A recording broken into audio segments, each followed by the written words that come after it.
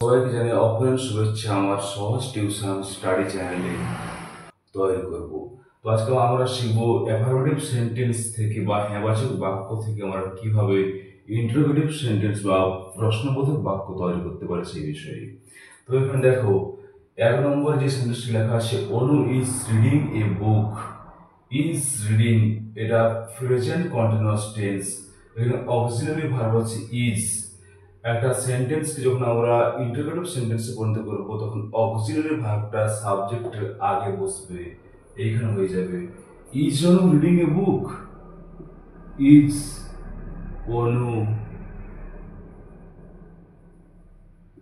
Reading a book, অর্থাৎ অনু কি একটি বই পড়ছে। তাহলে আমরা কি জানলাম না, অক্সিলারি ভার্ব যদি থাকে বা সাহায্যকারী ক্রিয়া যদি থাকে সেই সাবজেক্ট আগে বসালেই আমরা দেখতে পাচ্ছি এটা একটা ইন্টারোগেটিভ সেন্টেন্স বা অক্সিলারি ভার্বটা সাবজেক্টের আগে বসালে আমরা দেখতে পাচ্ছি যে এই অ্যাফারমেটিভ সেন্টেন্সটা একটা ইন্টারোগেটিভ সেন্টেন্সে পরিণত হচ্ছে।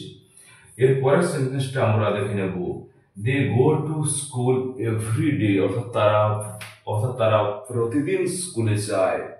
তো দেখো তোমরা এখানে স্পষ্ট করে দেখতে পাচ্ছ এখানে কোনো অক্সিলারি ভার্ব বা সাহায্যকারী ক্রিয়া নেই।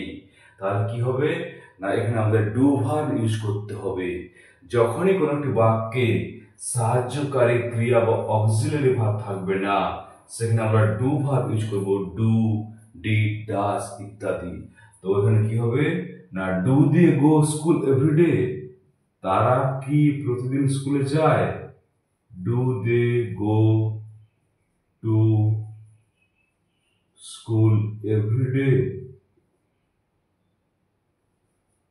তারা কি প্রতিদিন স্কুলে যায়, এবং শেষে একটা জিজ্ঞাসা চিহ্ন হবে। তাহলে আমরা এইখানটা বিশেষত তোমরা ভালো করে মনে রাখবে, এখানে যেহেতু কোনো অক্সিলারি ভার্ব নেই তাই আমরা সাবজেক্টের আগে ডু ভার্ব ইউজ করব এই সেন্টেন্সটিকে ইন্টারোগেটিভে পরিণত করার জন্য।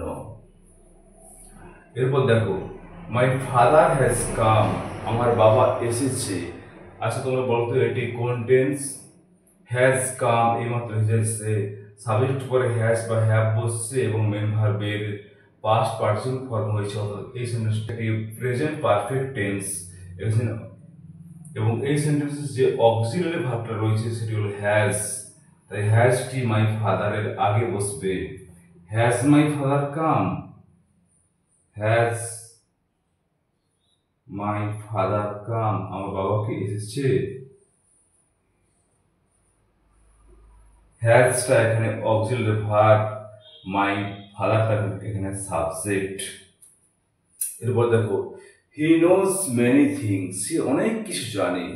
হিটা থার্ড পারসন সিঙ্গুলার নাম্বার, তাই মেন ভার্বের সঙ্গে এস যোগ হয়েছে। তো এখানেও তোমরা দেখতে পাচ্ছ কোনো সাহায্যকারী ক্রিয়া বা অক্সিলারি ভার্ব নেই। হিটা থার্ড পারসন সিঙ্গুলার নাম্বার এবং এই বাক্যটা একটি প্রেজেন্ট ইনডেফিনাইট টেন্স, তাই সাবজেক্টের আগে আমাদেরকে ডাজ বসাতে হবে এটাকে ইন্টারোগেটিভে পরিণত করতে হলে। Does he know everything, DOES, does he know everything, সে কি সব, সরি many things, সে কি সব কিছু জানে।